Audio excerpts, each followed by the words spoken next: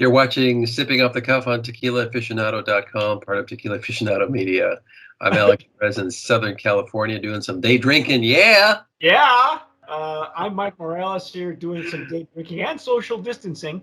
We're doing tasting. We're doing tasting. We're tasting. We're sipping and dissecting. Here's what we're doing today. Look at this. Sacacuento. You got it upside down. There you go. I have it upside down. Here we go. Okay. I'm never sure, folks. Here we go. Now, this is my bottle says 1 year. Alex's bottle says, what does it say on the back? 1 year and 6 months? 1 year and 6 months. Mine is better than yours. Hey, man, hopefully we're gonna be tasting similar. We're not sure. We fell all over ourselves with the Blanco slash. Blanco was awesome. Slash this one here, the Blanco slash Joven. It seems that get your label right, man. Rudy Fabula, the brand owner, and we have been acquaintances for about 10 years. And that's probably as long as I've ever. I think I had his mezcal years and years ago. Look at all the bubbles on that. I forgot to shake the Blanco. Nice.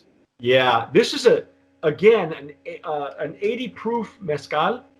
Do we know what he's aging it in? I don't know. There isn't much info on this. Yeah, there's only a story about the founders, the original mezcaleros, back in 1913, I believe, 1916, 1913. I poured a little bit in my My big Glencairn. Your big Glencairn. Okay, that works. I like that one. That one, that's the Canadian whiskey. Right. Drinking glass, and I like it from mezcal as well. Very light color, pale straw. Very pale straw. Ooh, what a nose on that. Oh wow. Oh. Now I'm getting the funkiness that we got in the Joven. Wow, I wonder if they get the funkiness from the fermentation. It could be the yeast they're using. Funkiness you get from fermentation. Sometimes it's redistillation. If you can pinpoint what the funkiness is, it may be just the fermentation. Maybe the region itself. There's something, every so many meters. There's microbes that affect the open air fermentation. That's good. Oops.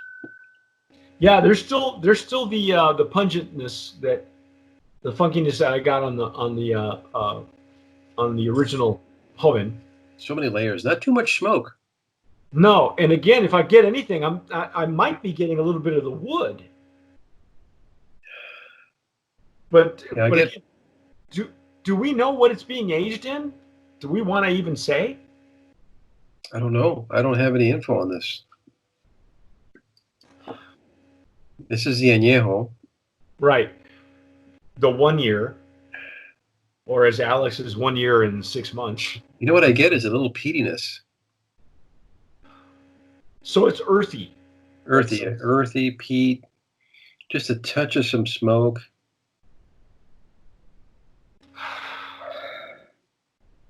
Yeah, definitely the funkiness from that we got from the Blanco.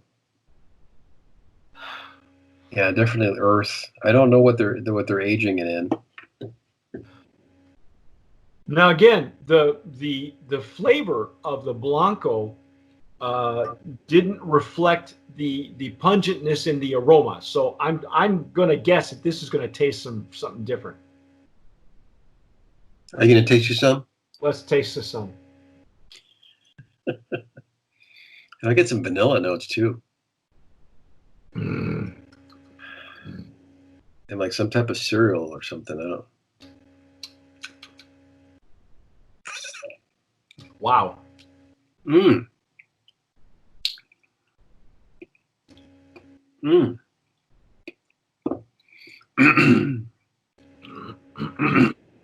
Wow. So it's got a fantastic finish, folks.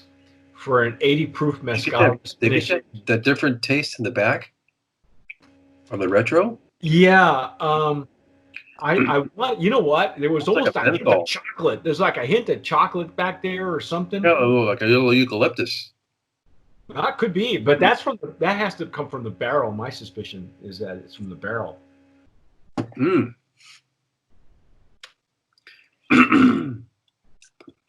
Wow, that is pleasure.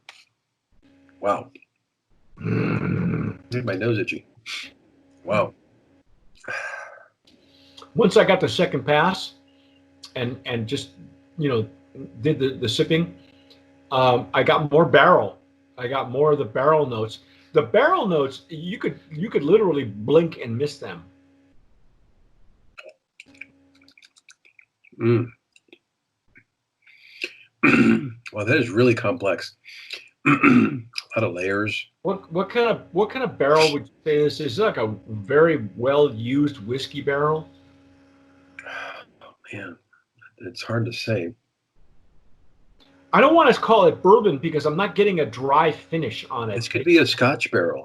I mean. Oh wow, could be. Now I hadn't thought of that. Because I'm not getting the bourbon notes that you would typically get. Now I'm getting more.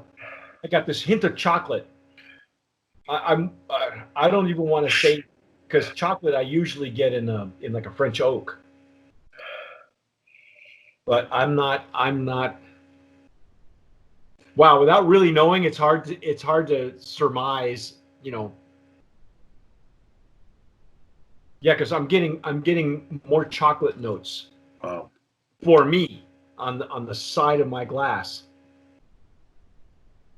Well, this is an amazing mezcal. Yeah.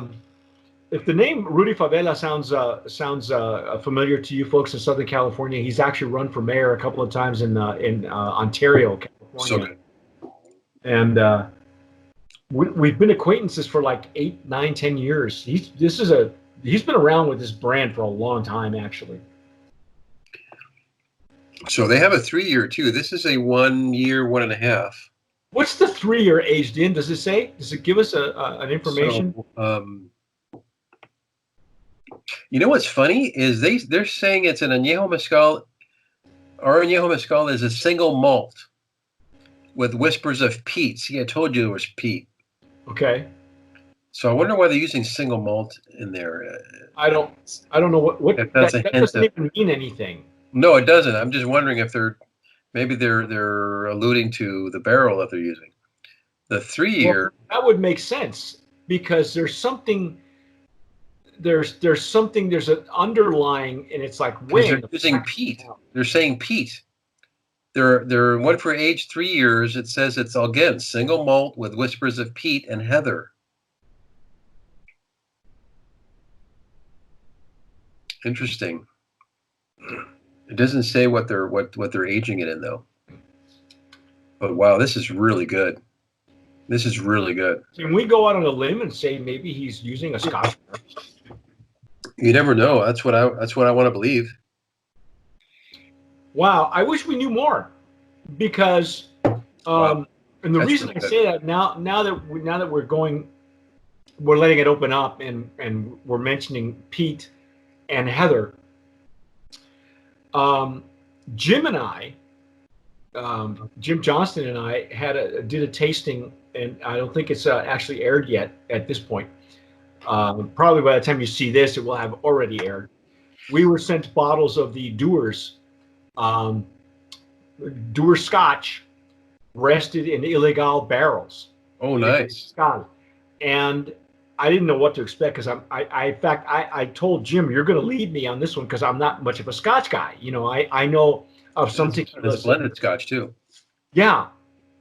I know some guys, some master distillers who are familiar with using Scotch barrels, one of them being Germán González of T1 and Tears of Llorona.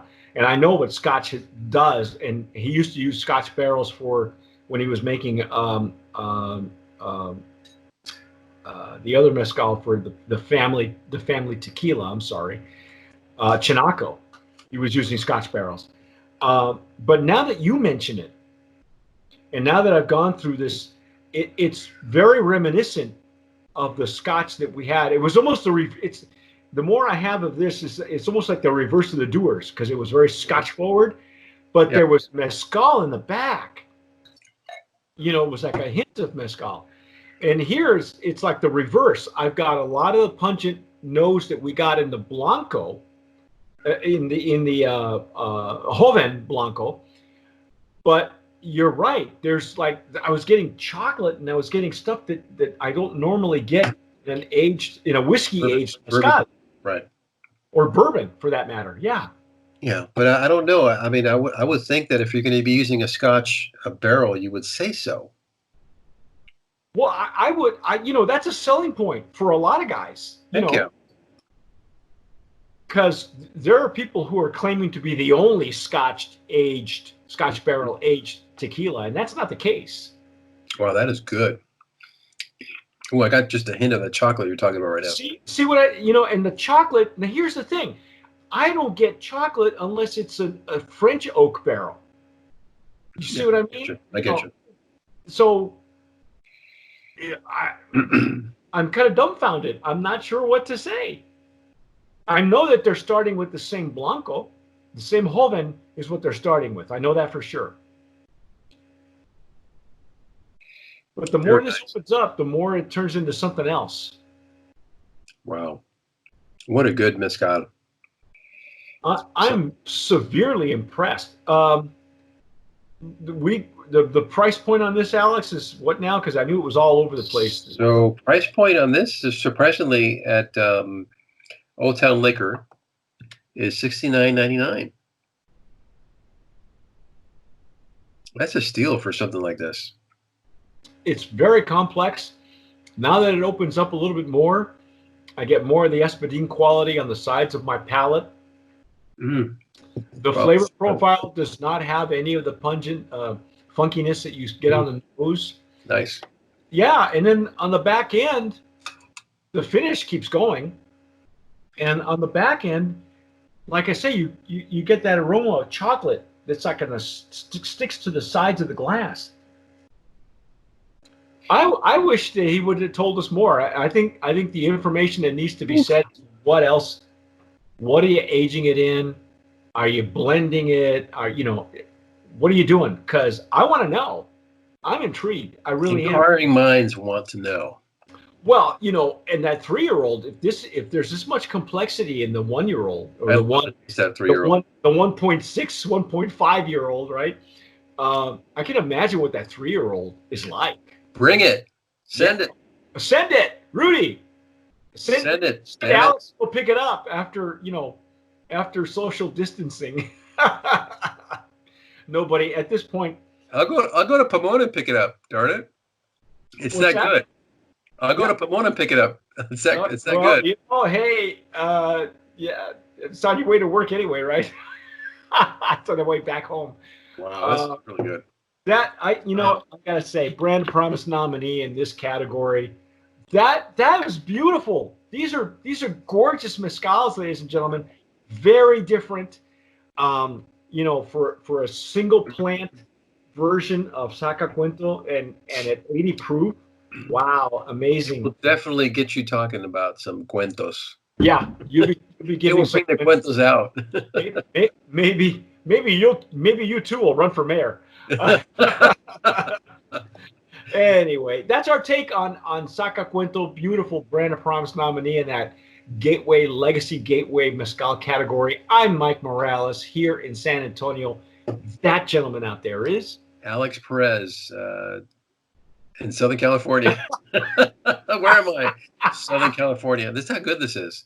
Yeah. You've been watching Sipping Off the Cuff. Thanks for watching. Always, please leave your notes. Give us your comments. Let us know if you've tasted Sacacuento, or if it's made you say some cuentos, some hidden cuentos. Thanks for watching, and as always, sip wisely.